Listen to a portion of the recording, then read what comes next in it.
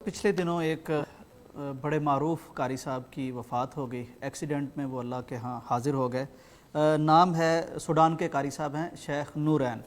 अच्छा, उनका बड़ा एक शानदार मुनफरद लहजा, ज़ाहिर आपने भी उनको सुना होगा। बहुत लोग उनको सुनते थे और जब वो फौत हुए तो सबके दिलों की कैफियत, ज़ाहिर है हम सोशल मीडिया पे देखते हैं जो वो लिखते हैं, तो सब गमगीन भी थे, उदास भी थे, उनके लिए दुआ गो भी थे। और ये एक मंज़र देखा कि कुरान मजीद की वजह से अल्लाह ताला एक ऐसा शख्स जो काला है, नए नक्श भी उसके उसी खित्ते के मुताबिक हैं, उसकी ज़ुबान भी लोगों को नहीं आती, ना उसको जानते, लेकिन महज़ कुरान की वजह से उससे इतनी मोहब्बत।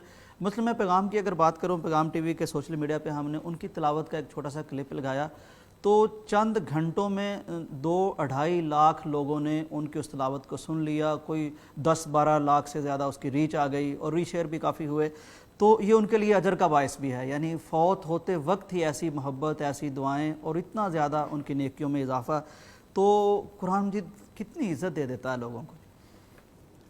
कुरान पाक के बारे में नबी अकरम सल्लल्लाहु अलैहि वसल्लम ने जो एक बात इरशाद फरमाई है कि उसके अजायबात कभी ख़त्म नहीं होंगे। ला तनक़दी अजाइबहु वला यख़लुक़ु अन कसरत रद्द, कि इसके कभी अजायबात ख़त्म नहीं हो सकते और ना ही कभी पढ़ने से पुराना हो सकता है।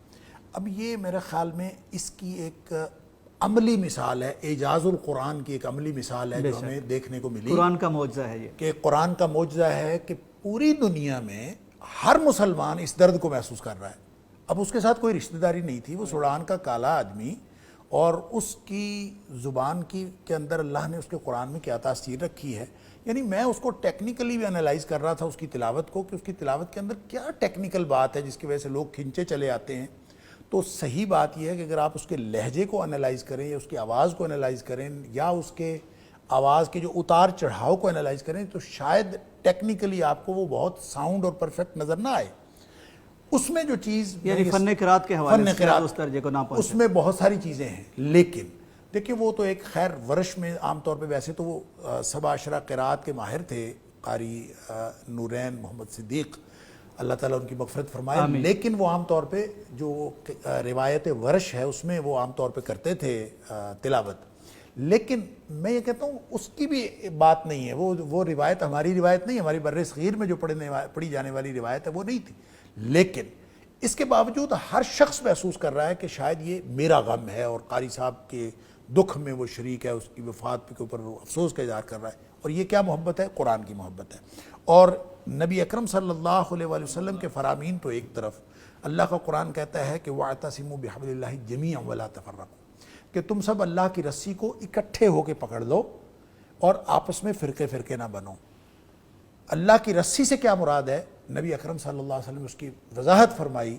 हज़रत अली रज़ियल्लाहु अन्हु की रिवायत है कि नबी अकरम सल्लल्लाहु अलैहि वसल्लम फरमाया, हब्लुल्लाहिल ममदूद अल कुरानिल करीम, कि अल्लाह का कुरान वो रस्सी है जिसको सब मिलकर इकट्ठे पकड़ लो।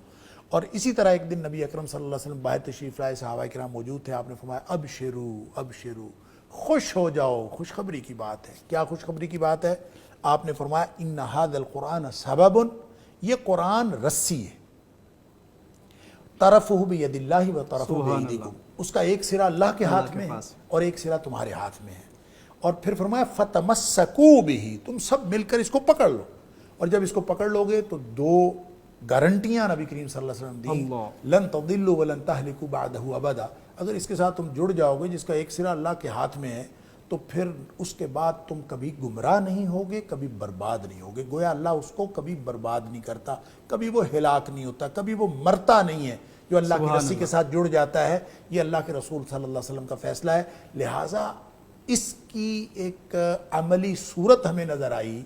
कुरान हकीम के इस मोजज़े को अमली तौर पर पूरी दुनिया ने अपनी आंखों से देखा कि एक ऐसा शख्स जिसकी शख्सियत, जिसकी जिनसियत, जिसकी यानी नेशनैलिटी और जिसका रंग व नस्ल के एतबार से हमारे साथ कोई रिश्ता नहीं बनता, लेकिन कुरान का एक ऐसा रिश्ता है कि उसने पूरी दुनिया को जोड़ दिया और हर मुसलमान अपने अंदर दर्द महसूस कर रहा है।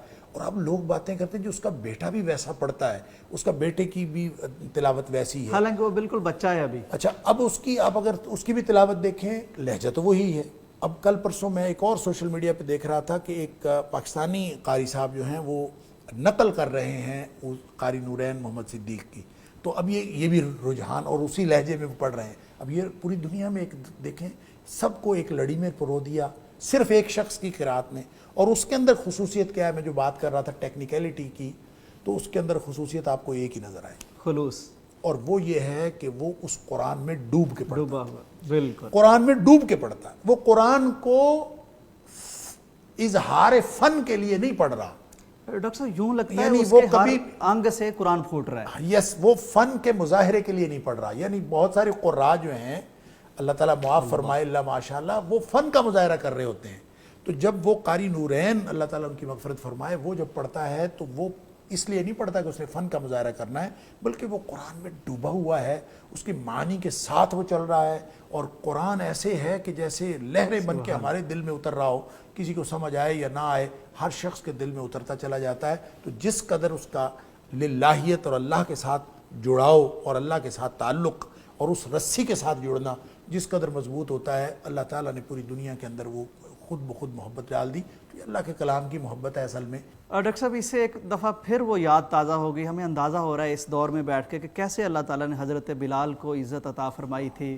بالکل وہی علاقہ, وہی رنگ و نسل, یعنی اس دور میں بھی اگر کوئی چاہے تو اسی سلیقے سے جا کے وہیں جڑ کے وہ عزت پا